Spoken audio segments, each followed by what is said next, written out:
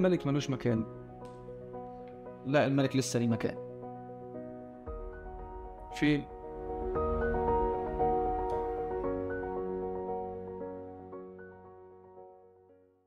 السلام عليكم، ازيكم وعاملين ايه؟ يا رب تكونوا بخير وفي احسن حال، واهلا بيكم في فيديو جديد. لو عايز تستفيد من خبراتي في البرمجه وفي البيزنس وفي الحياه، اشترك في القناه عشان ما يفوتكش اي حاجه من الحاجات اللي احنا بنعملها. وهتلاقي في الديسكربشن لينكات كتير جدا هتساعدك ان انت تدخل مجال البرمجه، وهتلاقي فيها معلومات التواصل بتاعتي وكورساتي المجانيه وكورساتي المدفوعه. مهاره حل المشاكل والتفكير المنطقي مهم لكل الناس، وخصوصا المبرمجين اللي هو ده يعتبر شغلهم كل يوم. هي تمثل ما يقلش عن 70-80% من المهارات اللي انت محتاجها كمبرمج. والحقيقة ان انت عشان تطورها الموضوع مش صعب، وهو موضوع مكتسب، ولو مشيت على الخطوات اللي احنا قلناها في الفيديو ده هيفرق معاك جدا. اي مهارة معينة في حياتك عاوز تطورها لازم يكون في روتين يومي او شبه يومي انت بتعمله في حياتك لفترة معينة لحد ما المهارة دي تبقى قوية وكويسة. زي الجيم بالظبط، لما بتيجي تشتغل على عضلاتك بتشتغل عليها بشكل مستمر وبشكل شبه يومي لحد ما الفورم بتاعتك بشكل عام تبقى كويسة.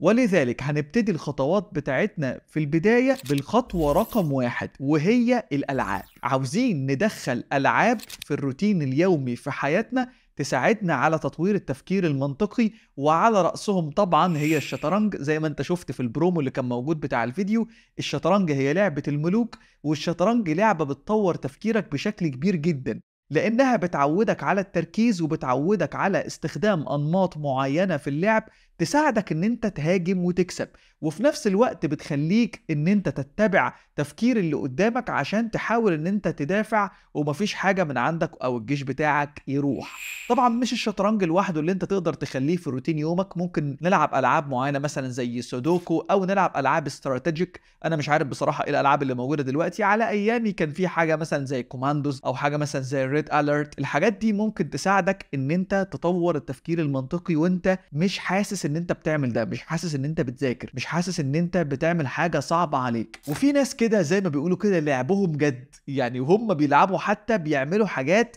بيطوروا بيها تفكيرهم. تاني خطوة معانا وهي ان انت تحل المشكلة بتاعتك بشكل فيجوالايز او بشكل مرئي، وده اللي بيخلينا نبتدي نتعود نقسم المشكلة بتاعتنا لمشاكل صغيرة وكلها حاجات احنا شايفينها قدام عينينا، فده يساعدك ان انت تشوف كل خطوة انت بتعملها ازاي. وهنا يجي دور الفلوت شارت، ويجي دور حاجه مثلا زي سكراتش. وهتلاقي في كورس مثلا زي CS50 هو بيبتدي فعلا بتعليم السكراتش قبل ما يعلمك اي حاجه تماما. وهتلاقي في كليات كتير جدا في مصر بتعلمك الفلوت شارت الاول، تحل مسائل بسيطه زي مثلا جمع رقمين، مساحه الدايره، مساحه المثلث، شويه مسائل بسيطه زي دي، بحيث ان هو يسخن لك دماغك كده قبل ما تبتدي تخش في اي تفاصيل من تفاصيل البرمجه. وكان في ناس كتير جدا بيسالوا هنتعلم ازاي نحل مشاكل من غير ما نكون متعلمين لغة برمجة، والإجابة هي الفلوت شارت والسكراتش زي ما أنا ذكرت دلوقتي. وهتلاقي في ناس كتير جدا بدأوا البداية دي، وهي بداية كويسة جدا هتساعدك إن أنت تبقى جاهز إن شاء الله إن أنت تدخل على المرحلة رقم 3. المرحلة رقم 3 هي تعلم لغة برمجة. وبصراحة تعلم البرمجة أصبح مهم لكل الناس مش بس المبرمجين. يعني لو أنت حتى مش هتشتغل في البرمجة، لو أنت سنك كبير، لو أنت سنك صغير، تعلم البرمجة بيطور تفكيرك بشكل كبير جدا. هنختار لغة برمجة ومش هتفرق قوي لغة البرمجة اللي انت هتختارها، يعني ممكن C++، ممكن C#، ممكن بايثون، ممكن جافا. اي لغة برمجة تحب تختارها وتبتدي بيها مفيش مشكلة خالص. هتتعلم الاساسيات البسيطة بتاعت لغة البرمجة، الفاريبلز، الاف والالس، اللوبس، الاري، الفانكشنز، كل الاساسيات اللي زي دي، وتبتدي ان انت تحل بلغة البرمجة نفس المشاكل اللي انت كنت بتحلها بالفلوت شارت وبتحلها بالسكراتش. وهنا تبتدي ان انت تابلاي مهارات كتابة الكود بتاعتك. واحب افكرك ان كتابة الكود مش هي المشكلة. المشكلة الاساسية ان انت تتعلم تفكر، تتعلم تقسم المشكلة بتاعتك على اكتر من جزء وتحلها عن طريق كتابة الكود. يعني كتابة الكود ده مجرد أداة، زي ما الفلوت شارت أداة، وزي ما سكراتش هي برضو عبارة عن أداة. وده ياخدنا للخطوة رقم 4. شفت لغة البرمجة اللي انت اتعلمتها من شوية دي؟ هنبتدي نحل بيها مسائل كتير على مواقع البروبلم سولفينج. لكن المسائل اللي هنحلها دلوقتي هتبقى من نوع ايزي، مسائل سهلة، مسائل سيمبل، بسيطة خالص، مش معقدة، ما فيهاش تفاصيل كتيرة، ما فيهاش الجوريثم، ما فيهاش داتا ستراكشرز، ما فيهاش تفاصيل كتيرة جوه حل المشاكل بتاع المبرمجين.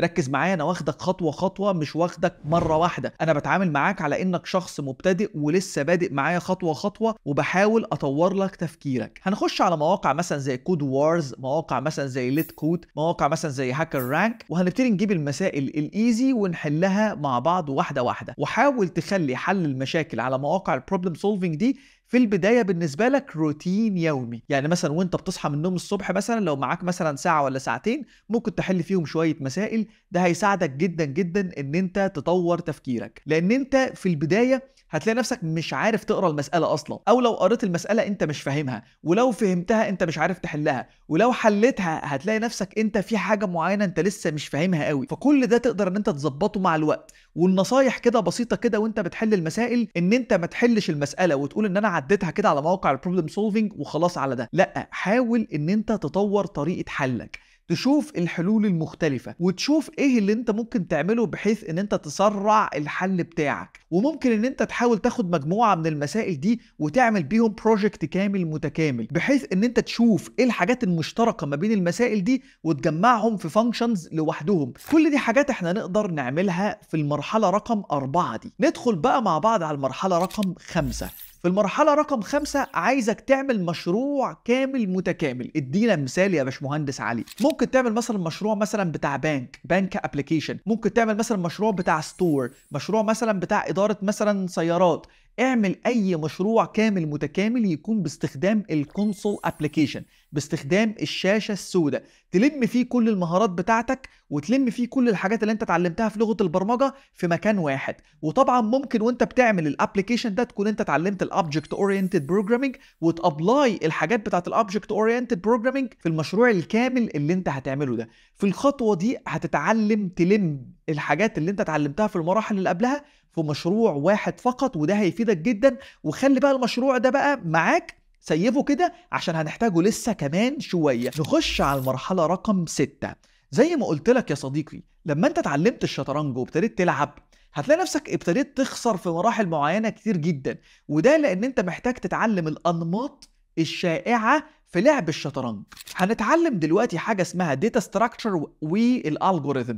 ليه بنتعلم الالجوريثم؟ زي ما انت حاولت تتعلم الشطرنج ووصلت لمرحلة معينة لقيت نفسك عمال تخسر تخسر تخسر بشكل كبير جدا، ده لان انت بتحتك دلوقتي بناس متعلمين انماط كتير جدا في لعب الشطرنج، فانت مش عارف تجاريهم بنفس السرعة. فالحل ان انت تتعلم الانماط دي عشان تعرف تصدها بسرعة من بعيد. نفس الكلام يا جماعة ينطبق على البرمجة. لما نيجي نتعلم حاجة زي الداتا ستراكشر اند الجوريثم، الالجوريثمز دي في ناس قعدوا مع بعض كده، عملوا قعدة عرب وشافوا المشاكل الشائعة اللي الناس بتتعرض لها في البرمجة، وحولوا الكلام ده لأنماط ثابتة. يعني النهاردة من ضمن المشاكل اللي انت بتواجهها ازاي تعمل بحث في مجموعة معينة من العناصر. فدي فيها اكتر من نوع. في حاجة اسمها linear search، ان انا بعدي على العناصر دي واحد واحد لحد ما اوصل للعنصر اللي انا بدور عليه.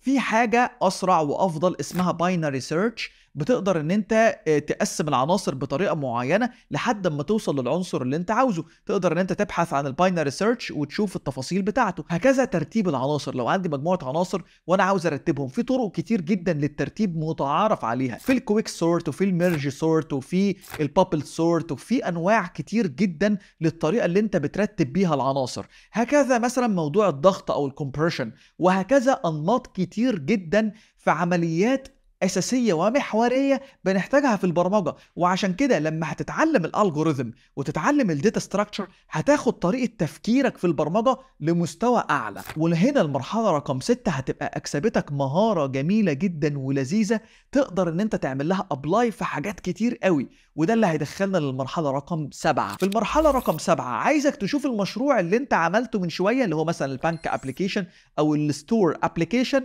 وتبتدي تطبق عليه الالجوريثم الالجوريزمز والداتا ستراكشرز اللي انت لسه متعلمها في المرحله رقم 6. وده هيخليك تشوف الكود بتاعك اللي انت كتبته من غير ما تستخدم الالجوريزم كود يعني مش احسن حاجه ومش الطف حاجه، او كود كويس بس هو بطيء في التنفيذ، تقدر ان انت تسرع التنفيذ بتاعه وتخليه بشكل افضل. ودي خطوه هتخليك انت قادر تطبق الحاجات اللي انت اتعلمتها بشكل كويس. وده ياخدنا مع بعض على الخطوه رقم 8. الخطوه رقم 8 هي حل مشاكل بروبلم سولفينج بمستوى اعلى. في المواقع بتاعت البروبلم سولفينج، كود وارز وليت كود وهاكر رانك وكود فورسز وكل المواقع دي، في مستويات كتير جدا من مسائل البروبلم سولفينج. وخلي بالك ان في مسائل بيتكتب عليها ايزي بس هي مش ايزي، هي مسائل اصلا صعبه. فخلي بالك من الحته دي، لو لقيت مساله صعبه قوي عليك ممكن تكون هي مش في مستواك بس هي اتصنفت غلط. هنبتدي نخش على المسائل الميديوم والمسائل الهارد اللي هي بيبقى فيها داتا ستراكشر اند الجوريثم بمستويات اكبر واعمق، ونبتدي نحل المسائل دي ونخليها برضه روتين اليوم بتاعنا. هنا تبتدي تفكيرك يتطور اكتر وتبتدي ان انت تخش في مستوى افضل بكتير جدا في مهارة حل المشاكل. وده اللي هياخدنا للنقطة رقم 9، وهي المسابقات. دخول مسابقات زي الACBC والمسابقات اللي زي دي بيساعدك ان انت تفكيرك يكون اسرع، لان انت لازم تجاوب في وقت معين، ومش بس لازم تجاوب، ده انت لازم توقع كمان الاجابات بتاعت زمايلك. وبينمي عندك روح التحدي وروح المنافسة، فبيطور عندك التفكير بالعافية. زائد ان خلي بالك في مرحلة المسابقات انت بتستخدم الداتا ستراكشر والالجوريثم استخدام مختلف شوية عن الاستخدام بتاع الاساسيات. فخلي بالك الحاجات دي ليها كورساتها برضو وليها ناسها. ويا سلام لو انت كنت موجود في كلية، الكلية دي فيها كوميونتي اصلا مخصوصا للمسابقات والحاجات اللي زي دي. كلية حاسبات القاهرة اللي موجود فيها كوميونتي رائع لموضوع البروبلم سولفينج ده، وفي ناس مرتبة على مستوى مصر وناس مرتبة على مستوى العالم، وحاجة بصراحة جميلة. ابتدي اتعرف على الناس اللي واخدين رانك عالي، وابتدي ان انت الزق في الناس دي وتعلم منهم، ولو ليهم كورسات خدها وادفع فلوس في الموضوع ده عادي جدا، مفيش اي مشكلة. استهلك سنة اولى كلية بتاعتك ويمكن سنة تانية كمان في تطوير التفكير المنطقي فقط. ما تعملش اي حاجة اكتر من كده. ما تجريش على التكنولوجيز والحاجات الحديثة والكلام ده كله، ما تشغلش بالك بالكلام ده. لو انت كويس في مهارة التفكير المنطقي وقادر انك تدخل مسابقة وتحل بروبلم بشكل كويس، انا اضمن لك انك تتعلم اي تكنولوجي بسهولة. والحتة دي بتاخد وقت، ما تفكرش انها بتاخد وقت قليل، دي بتاخد وقت كبير جدا. انت ممكن مسألة تحلها في ممكن مسألة تحلها في ساعة، مسألة تحلها في يوم، ممكن مسألة تقعد تحلها في اسبوع.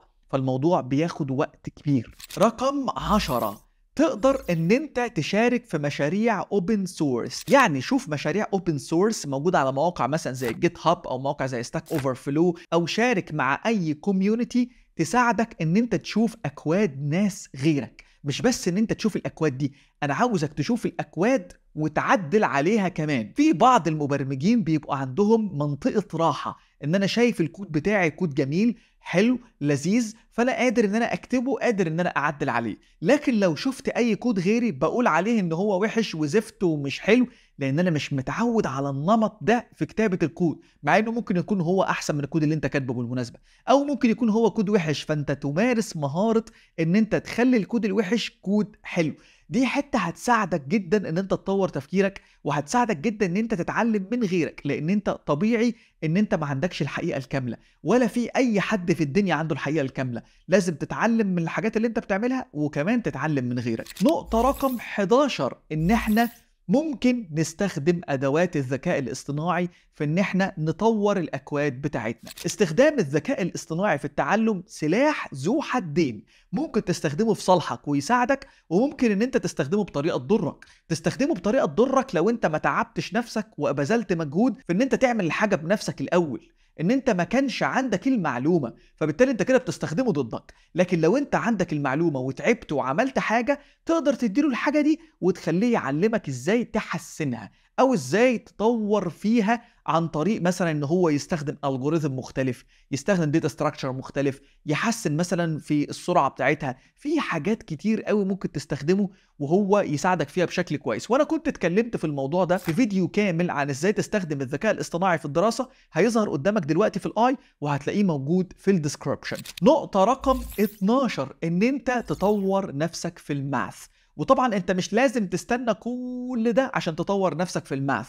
انت ممكن تحتاج الماث من اول ما تبتدي تدخل في الالجوريثم والداتا ستراكشرز. الماث بيساعدك جدا في تعلم الالجوريثم، بيساعدك جدا في حسابات بقى التايم كومبلكسيتي بقى والكلام ده كله، وممكن يخليك انت فعلا تبتكر لنفسك الجوريثم خاصه بيك انت. فبالتالي تعلمك للماث بيزود فرصك في ان انت تعلي التفكير المنطقي. ممكن تبص على كورس ماث فور بروجرامرز اللي موجود على اي تي ليجند، بيشرح لك التوبكس اللي انت محتاجها كرياضيات للمبرمجين، وبيربط لك المفاهيم اللي انت عايزها في الرياضيات كمبرمج. وهتلاقي في عرض موجود في الديسكربشن بكورس الماث وكورس الانجليش مع بعض هما الاثنين. وبفضل الله سبحانه وتعالى احنا كاي تي ليجند بنستخدم ال 12 خطوه اللي فاتوا في كل الكورسز بتاعتنا، وتحديدا كمان في دبلومه الويب اللي احنا بنعمل لك فيها روتين يومي عشان تحسن مهاره حل المشاكل، ما بين ان انت مسائل وبتعمل لها تريسنج، ما بين مسائل بروبلم سولفنج انت بتحلها، ما بين حاجات انت بتتعلمها، وحاجات كتير قوي ممكن ان انت تعرفها لو اشتركت معانا في دبلومه الويب اللي هتلاقي برضو اللينك بتاعها موجود في الديسكربشن. لو عجبك الفيديو وحسيت ان هو ساعدك وقدم لك حاجه، اعمل له لايك وشيره مع اصحابك عشان الناس كلها تستفيد. واشوفك على خير في فيديو جاي. سلام عليكم.